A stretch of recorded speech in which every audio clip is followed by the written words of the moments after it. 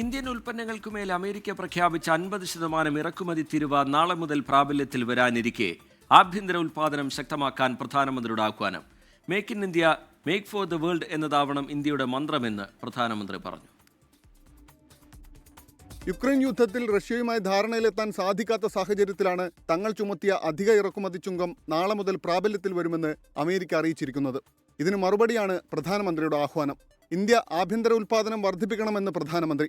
Make in India, make for the world എന്നതാവണം ഇന്ത്യയുടെ മന്ത്രം. അഹമ്മദാബാദിലെ മാരുതി സുസുക്കി EV പ്ലാന്റ് ഉദ്ഘാടനം ചെയ്താണ് പ്രധാനമന്ത്രി ഇക്കാര്യം പറഞ്ഞത്.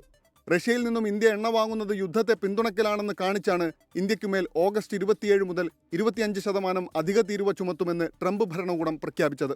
നേരത്തെ പ്രഖ്യാപിച്ച 25% തീരുവ കൂടി ചേരുന്നതോടെ അമേരിക്കയിലേക്ക് ഇന്ത്യ കയറ്റുമതി ചെയ്യുന്ന ഉൽപ്പന്നങ്ങൾക്ക് ആകെ നൽകേണ്ടി വരുന്ന തീരുവ 50%.